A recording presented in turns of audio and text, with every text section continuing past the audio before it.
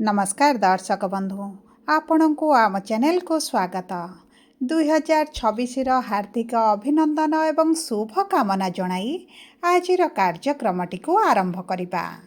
आमर आजिर एही भिडियोटी समस्त कुंभ राशि व्यक्ति विशेषंक पई बहुत अधिक गुरुत्वपूर्ण रही।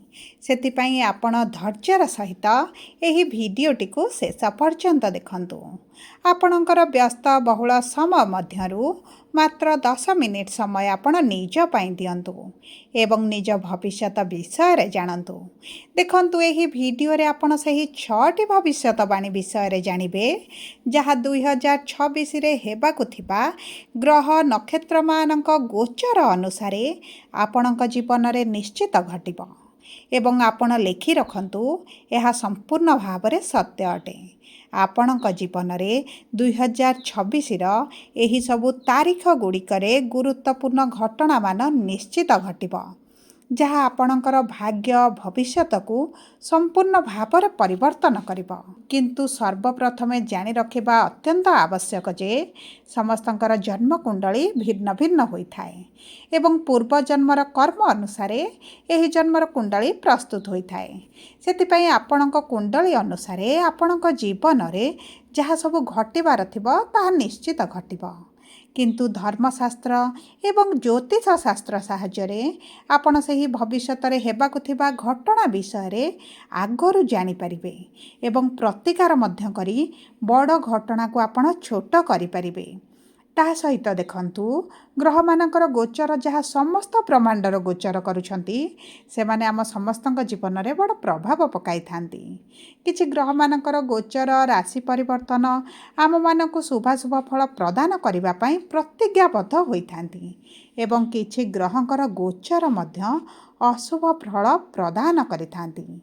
सेतिपई एही 2026 रे आपण देखिबे आपणक जीवन रे बड़ परिवर्तन आसीबो।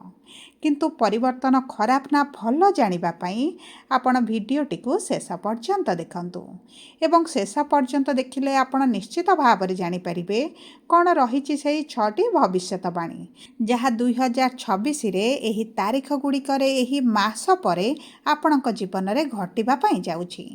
किंतु भिडियोटी को आरंभ करिबा पूर्वरु जदि आपणकर भी कुंभ राशि होई थाए एवं आपण भी ईश्वर को आंतरिक भक्ति एवं विश्वास करंती तेबे भिडियोटी को लाइक करंतु एवं कमेंट बॉक्स रे जय जगन्नाथ जय माँ लक्ष्मी अवश्य लिखि दियंतु।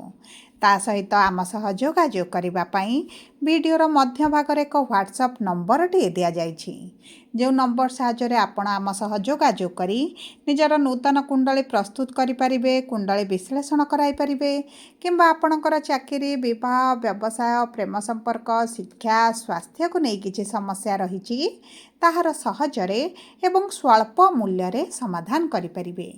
सेतिपई आपण आम सह वीडियोर शेष पर्यंत जोड़ी होई रुहंतु।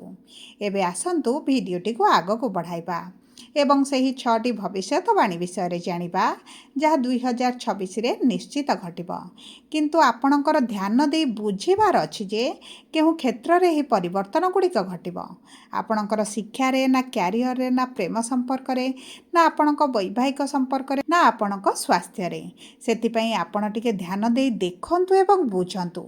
सर्वप्रथम जानिबा एही नूतन वर्ष आरंभरु नवग्रहंकर स्थिति आपणक कुंडली रे किभଳି रहइबो। देखंतु आपणक प्रथम गृह रे राहु द्वितीय गृह रे शनि पंचम गृह रे गुरु सप्तम गृह रे केतु दशम गृह रे बुध एकादश गृह रे सूर्य मंगल एवं शुक्र विराजमान होइछंती एवं वर्ष आरंभरु आपणकर एही स्थिति रे रहिबे। तेबे आसंतु सर्वप्रथम जानिबा आपणकर प्रथम भविष्यतवाणीटी कोन। देखंतु देवगुरु बृहस्पति जून मास 2 तारिख पर्यंत आपणक पंचम गृह रे विराजमान करिवे माने आपणक भाग्यर गृह को लाभर गृह को एवं आपणक राशि को दृष्टि देवे। यार अर्थ हेउची जो दंपति माने संतानक पई चेष्टा करूछंती सेमानक पई बहुत भल समय रहिछि। ता सहित आपणक द्वितीय गृहर स्वामी गुरु होइथिबारु द्वितीय गृह को जेहेतु परिवारर कुटुंबर गृह बोली कहा जाए तेणु करी यह संपूर्ण भाव सत्य जे जो माने संतान पई चेष्टा करूछंती एही समयटे आपणक पई अति उत्तम समय रहिछि एवं एही समय मध्य आपको संतान प्राप्ति हो पारे। दीर्घ दिन जदि आप संतानर अपेक्षार थिले संतान प्राप्ति आप वंचित रही थे संतान सुख प्राप्ति हो पार नाला तेबे आपको संतान सुख प्राप्ति हो सहित आपणकर राशि स्वामी जेहेतु द्वितीय गृह कुटुंब परिवार गृह अच्छा यह आपण को बहुत भल जोग बनाइबे एवं आपण को संतान सुख प्रदान करेंगे। तेणुक दंपति मानक पई जून मास पर्यंत बहुत भल समय रही। एबे आसंतु जानिबा कौन रही द्वितीय भविष्यवाणी। देखंतु द्वितीय भविष्यवाणी समस्त विद्यार्थी मानक पई बहुत अधिक गुरुत्वपूर्ण रही। प्रथम टिके आपण द्वंद्व रही पारंती किंतु समस्त कुंभ राशि विद्यार्थी मान लेखि रखंतु जे एही 2026 आपणक शिक्षा पई अति उत्तम वर्ष रहिबो। कारण 2 जून पर्यंत गुरु आपणक शिक्षार गृह रहिबे माने आपणक शुभ फल प्रदान करिवे। तापर गुरु आपणक षष्ठ गृह रही उच्च स्थिति रहिबे एवं आपणकर द्वादश एवं द्वितीय भाव को दृष्टि प्रदान करिवे। जो माने विदेश जावाक चाहूतिले शिक्षा पाई किंबा आपणकर जन्मस्थान ठारू दूर रही शिक्षा प्राप्ति करबा पाई चाहूतिले तेबे आपणको बहुत अधिक सुजोग मिलिबो एवं एही सुजोग को आपणकर हाथ छड़ा करिवार कोनोसी भी आवश्यकता नाही। कारण एही वर्ष आपणक जीवन 2 थर आसीबो नाही एवं गुरु उच्च स्थिति रे 12 वर्ष परे रहिछंती।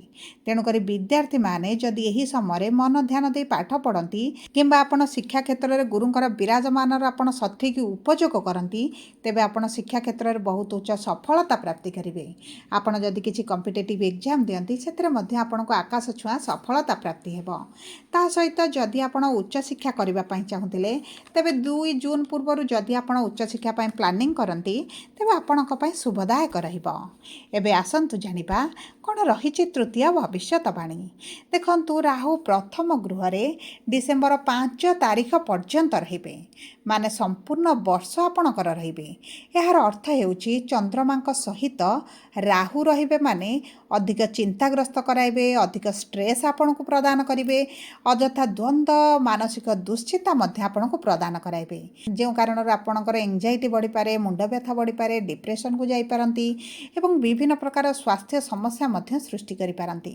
विशेष भाव में आपणक मन रे जो द्वंद्व संदेह बहुत गुड़ी आनिबे यह आपणक प्रेम संपर्क एवं वैवाहिक संपर्क रे बहुत अधिक प्रभावित करिबो।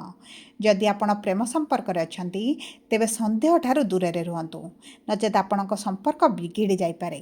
ता सहित जदि आपण विवाहित तेबे वैवाहिक संपर्क रे मध्य खराब प्रभाव पड़ी पारे। देखंतु राहुंकर दृष्टि आपणकर पंचम एवं सप्तम भाव को रहुची। यार अर्थ हेउची आपणक प्रेम संपर्क उपरे रहिबो एवं आपणक वैवाहिक संपर्क उपरे मध्य रहिबो।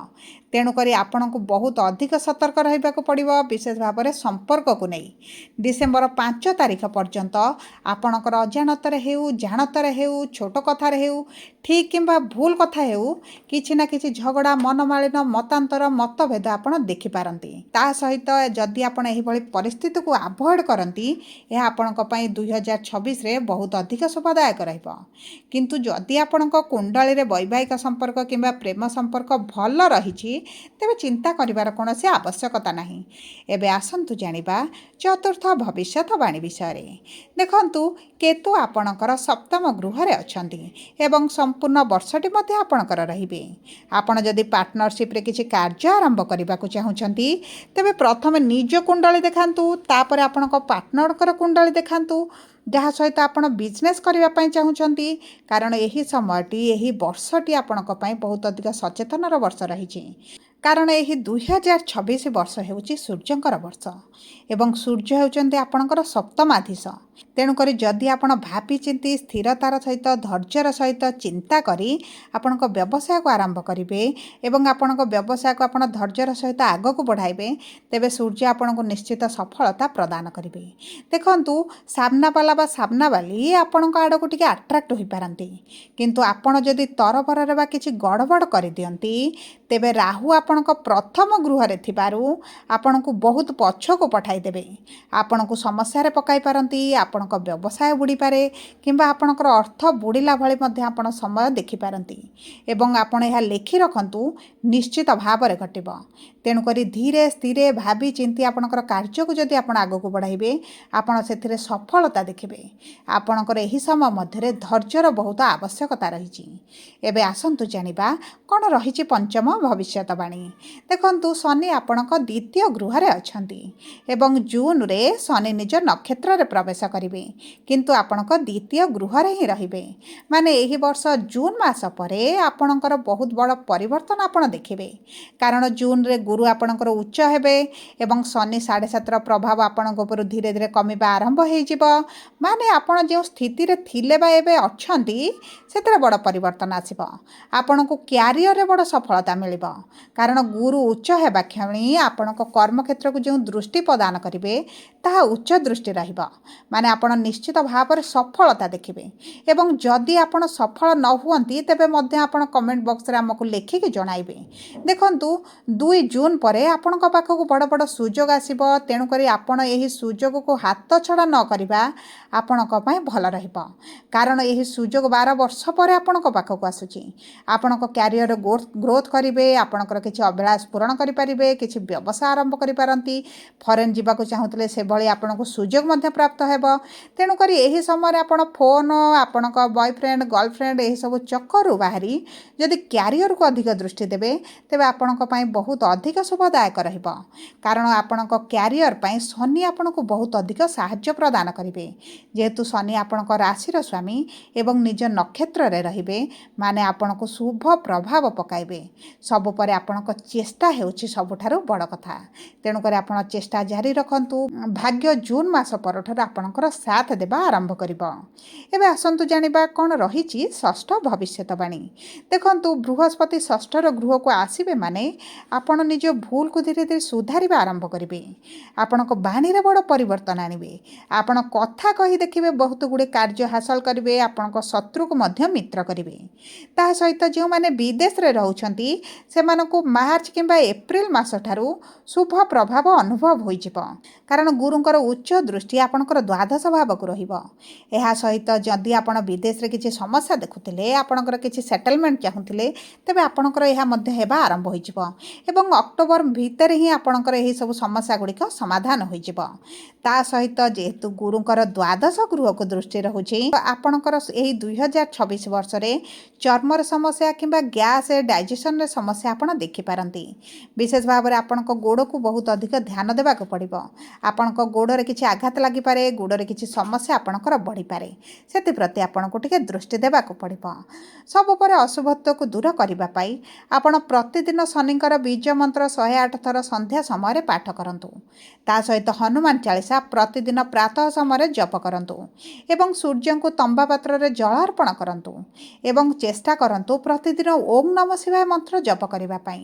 2026ରେ ଆପଣଙ୍କୁ ଅଧିକ ଶୁଭଫଳ ପ୍ରଦାନ କରିବେ। ଯଦି ଆପଣଙ୍କର କୁମ୍ଭ ରାଶି ହୋଇଥାଏ, ଭିଡ଼ିଓଟି କିଭଳି ଲାଗିଲା କମେଣ୍ଟ ବକ୍ସରେ ଲେଖି ଜଣାନ୍ତୁ। ଯଦି ପ୍ରଥମ ଥର ଆମ ଚ୍ୟାନେଲକୁ ଆସିଛନ୍ତି, ଚ୍ୟାନେଲଟିକୁ ସବସ୍କ୍ରାଇବ୍ କରନ୍ତୁ।